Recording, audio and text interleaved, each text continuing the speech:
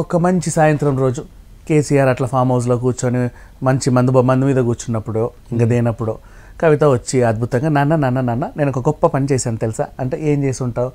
ఏం చేసి ఉంటుందిలే అనుకుంటారు లేదు చూడు అని ఒక టీంని పరిచయం చేసింది ఈయన బుచ్చిబాబు ఈయన వచ్చేసి అభిషేక్ బోయిన్పల్లి ఈయన పిల్లై వీళ్ళందరూ మేమందరం కలిసి ఒక అద్భుతమైన కార్యం చేసాము ఏంటంటే ఢిల్లీలో లిక్కర్ పాలసీ అంట కొత్త మద్యం పాలసీ తీసుకొచ్చారు పాత పాలసీని ఎత్తేసి దీనివల్ల చాలామంది అక్కడికి వెళ్ళి కొత్త కంపెనీలు పెరుస్తున్నారు కేజ్రీవాల్ కూడా అనుకూలంగా ఉన్నాడు ఈయన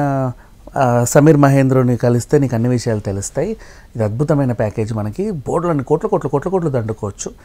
వీళ్ళకేమో కొన్ని ఇచ్చారంట అందులో 5 నాకు ఇస్తానన్నారు ఆ 5కి సంబంధించి నేను ఒక 100 కోట్లు అయితే ఇచ్చాను ఒక్కొక్కటి 20 కోట్లకు చొప్పున కొన్నాను ఇలా జరిగింది రాజకీయాలకు పనికి రాకపోయినా సరే నా కూతురు బిజినెస్ పైగా ఎంత బాగా పనిచేస్తుందో అద్భుతమైన బిజినెస్ నా కూతురు చాలా ముద్దొస్తున్నావు తల్లి అని చెప్పేసి దీవించి పంపించేసాడు కానీ నేను చూసుకుంటా తర్వాత ఢిల్లీలో కేసీఆర్ నివాసంలో ఈ సమీర్ మహేంద్రుని కల్పిస్తే బుచ్చిబాబు దగ్గరుండి సార్ ఇతనే సమీర్ మహేంద్రు అని అలా పరిచయం చేస్తే ఆయన కూడా హాయ్ మంచి డీల్ కుదిర్చావు నా కూతుర్ని బాగుపడుతుంది ఇప్పుడు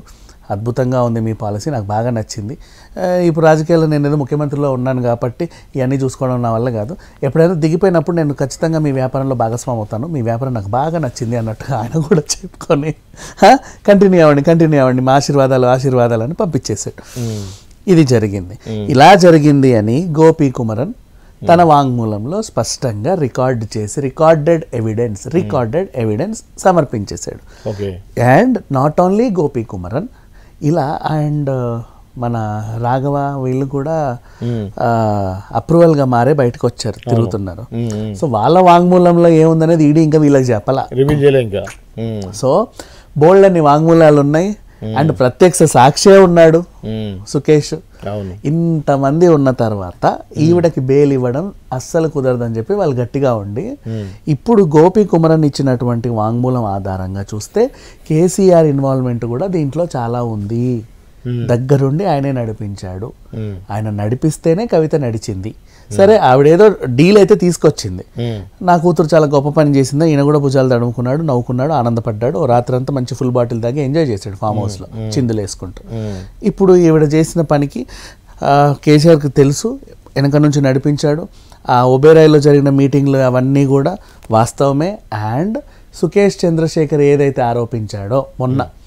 బీఆర్ఎస్ కార్యాలయం నుంచే అంతా జరిగింది అని సో కవిత జస్ట్ ఐడియా ఇస్తే దాన్ని ఇంప్లిమెంట్ చేసి ఫుల్ ప్లెడ్జ్డ్గా దాన్ని సూపర్వైజ్ చేసి నడిపించింది కేసీఆర్ సో ఢిల్లీ లిక్కర్ స్కామ్లో కవితను మించి చక్రం తిప్పింది కేసీఆర్ అని చెప్పేసి గోపీ కుమరన్ వాంగ్మూలం ప్రధానంగా తెలిసింది ఈ విషయము కేసీఆర్ కూడా తెలుసు కాబట్టి ఆయన ఢిల్లీకి వెళ్ళడానికి జంకుతున్నాడు ఎక్కడ ములాఖత్కి వెళ్తే అక్కడికక్కడ ఇట్లా పట్టుకొని తీసుకెళ్లి లోపలేసి ఇదిగో వాంగ్మూలం అంటారేమోనని ఎప్పుడు ఇక్కడిక్కడే పిచ్చి బహిరంగ సభలన్నీ పెట్టుకుంటూ మొత్తం జనాలని ఎగేసుకుంటూ తిరుగుతున్నాడు ఒంటరిగా ఎయిర్పోర్ట్కి వెళ్ళట్లా ఒంటరిగా బహిరంగ సభలకు వెళ్ళట్లా ఒంటరిగా రోడ్ల మీద తిరగట్లా ఒంటరిగా కాలు బయట పెట్టట్లా ఎప్పుడు ఆ సెక్యూరిటీని వేసుకొని బీఆర్ఎస్ పార్టీ ఆఫీస్ నుంచి అన్ని జరిగాయి అని ఇచ్చినటువంటి వాంగ్మూలంలోనే బీఆర్ఎస్ పార్టీ ఆఫీస్ లో జరిగిన మీటింగ్ అంటే కేసీఆర్ కి అవగాహన లేకుండా అయితే జరగదు 100%. ఎందుకంటే అక్కడికి మంత్రులే రానిడినా అవును మంత్రులే ఏదో ఎక్కడికో పోతున్నాం మేము అన్నట్టు వస్తారంట ఎమ్మెల్యేలు అంటే అసలు వాళ్ళకి వాల్యూ కూడా లేదు సరేటా అంటారంట గేట్ దగ్గర ఆ రేంజ్ మనకు మొన్న కడియం శ్రీగారు వీళ్ళంతా చెప్పలా బంగారంలా చెప్పారు మాకు అసలు వాల్యూ ఉండదు వాళ్ళ దగ్గర వాళ్ళే అంతా ఒకటే దగ్గర కూడా రానివాడు అని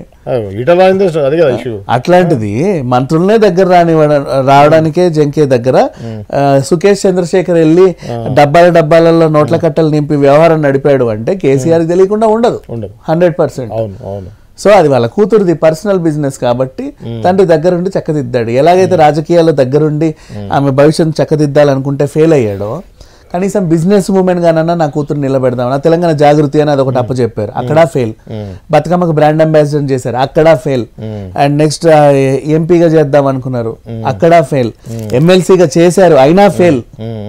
అంతే, ఆమె ఎక్కడ చూడు fail fail fail fail fail.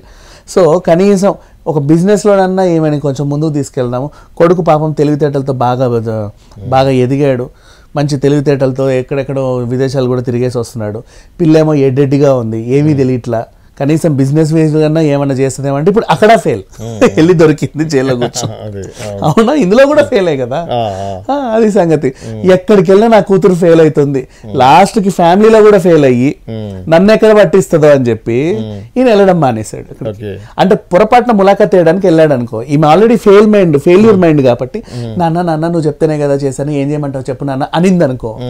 అది కాస్త అక్కడెక్కడో రికార్డ్ అయ్యి వచ్చింది అనుకో, ఇది తెలియదు కదా. పోనీ ఆమెకి ఏమన్నా అట్లా మాట్లాడొద్దు ఇట్లా మాట్లాడొద్దు అని చెప్పాలంటే ఆమె ఎక్కడ ఉండే నువ్వు ఎక్కడ ఉన్నావు.